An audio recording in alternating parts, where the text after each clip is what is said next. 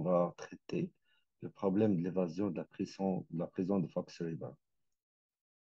Dans le but de libérer son frère Lincoln, accusé à tort, Michael Scofield s'est fait incarcérer dans la prison de Fox River. Ayant appris le projet des deux frères, certains prisonniers souhaitent profiter de l'occasion pour participer à l'évasion.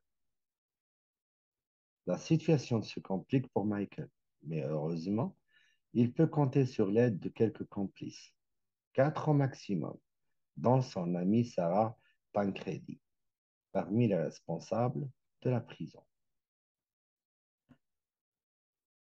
Lors de sa longue préparation, Michael a établi que la réussite de l'évasion est liée au nombre de prisonniers et de complices. Ainsi, à chaque évadé, diminue les chances de succès de l'évasion de 2 unités, tandis que le nombre de complices l'augmente de 25 unités. Pour mettre au point son plan, Michael aura besoin d'au moins 12 objets. Pour se les procurer, il s'est assuré que chaque participant à l'évasion peut lui fournir 2 objets et chaque complice 5 objets. À l'exception de Sarah, qui agit par amitié, chaque complice réclame 500 dollars pour son aide. Michael participe à hauteur de 900 dollars pour lui et Lincoln. Il demande à chaque prisonnier restant une participation de 200 dollars pour pouvoir acheter les complices. L'évasion a lieu de nuit pendant la relève de la garde qui dure 2 minutes et pendant laquelle la voie est libre. De plus, ce temps peut être augmenté par chaque complice qui peut occuper le gardien 1 minute supplémentaire. Enfin, il faut 30 secondes à chaque prisonnier pour s'évader.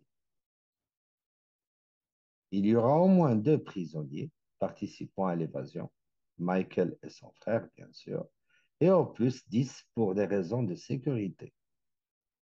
D'autre part, il y a au moins un complice, Sarah. Question, quel doit être le nombre d'évadés et le nombre de complices pour optimiser les chances de réussite de l'évasion? Passons maintenant à la modélisation. On va prendre pour X le nombre d'évadés et pour Y le nombre de complices. Alors, d'après ce qu'on vient de voir, chaque évadé, il va diminuer les chances de l'évasion de 9 unités. Et chaque complice, il va l'augmenter de 25 unités. Du fait que X est le nombre d'évadés, donc, dans la fonction, donc, ces évadés-là, ce nombre X d'évadés, il va diminuer les chances de moins 9X, de 9X, pardon. Chaque complice augmente les chances de 25 unités. Puisque nous avons Y complice, alors nous aurons 25 fois Y. Alors, pour connaître la fonction objectif, qu'on aimerait bien maximiser, ce qui sont les chances, qui est exactement les chances de l'évasion, ce sera exactement la somme, moins 9x plus 25y. Passons maintenant aux contraintes. Il faut déterminer les contraintes. Alors, disponibilité des objets requis pour l'évasion. Revenons à notre problème.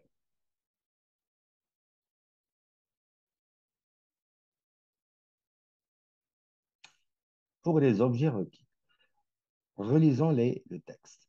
Pour mettre au point son plan, Michael aura besoin d'au moins 12 objets. Au moins 12 objets. Pour se les procurer, il s'est assuré que chaque participant à l'évasion, donc chaque évadé, peut lui fournir 2 objets. Nous avons X évadés, ce qui veut dire que nous aurons 2 X objets. Et chaque complice, 5 objets. Du fait que le nombre de complices, c'est Y, alors nous aurons 5 Y objets.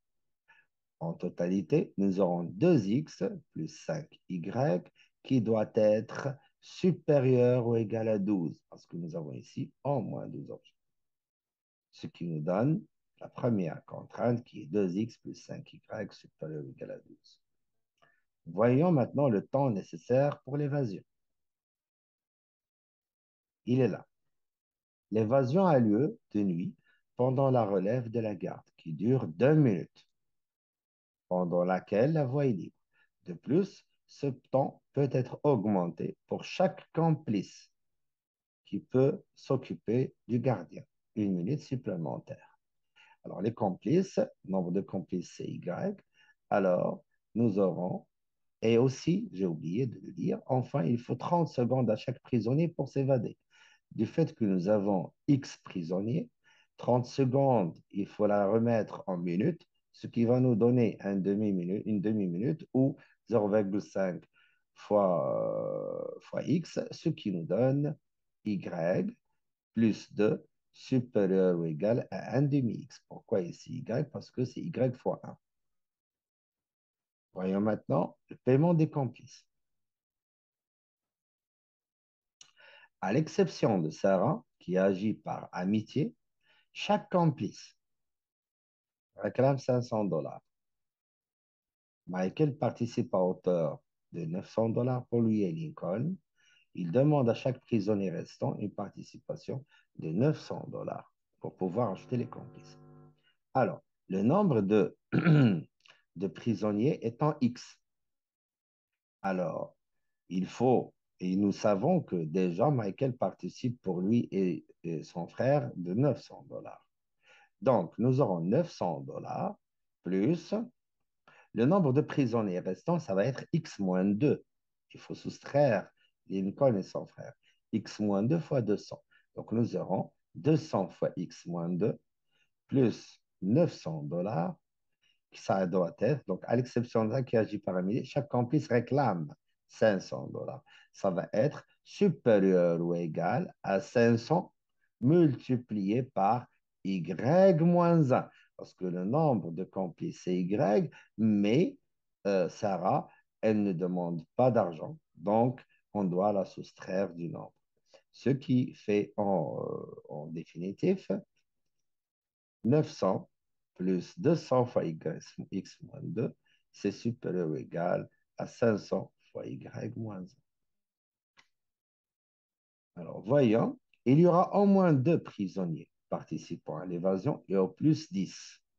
Donc, le nombre de prisonniers étant x, donc nous aurons x supérieur ou égal à 2 et inférieur ou égal à 10. Donc, x est compris entre 2 et 10. D'autre part, il y aura au moins un complice, Sarah. Donc, y est supérieur ou égal à 1, déjà. D'accord?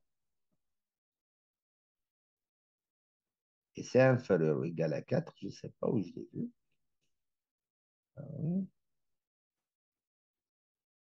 Il est là.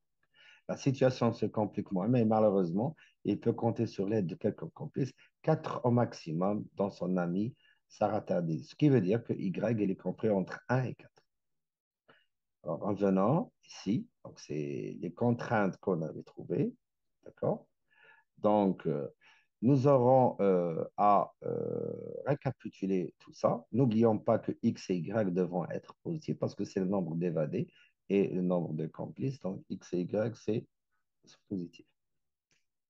En résumé, le problème de l'évasion de la prison de Fox River se modélise sous la forme suivante.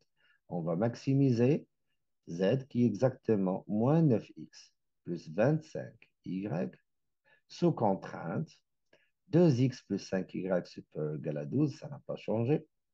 1 demi-x moins y inférieur ou égal à 2. Là, ça a changé. Regardons. Ici, on va faire 900 plus 200x moins 400 supérieur ou égal 500y moins 500. Cette inéquation-là revient à écrire moins 200x plus 500y inférieur à 1000.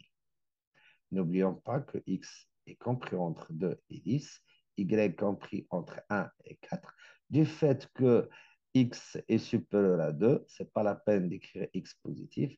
Et puisque aussi y est supérieur ou égal à 1, ce n'est pas la peine aussi d'écrire que y est positif.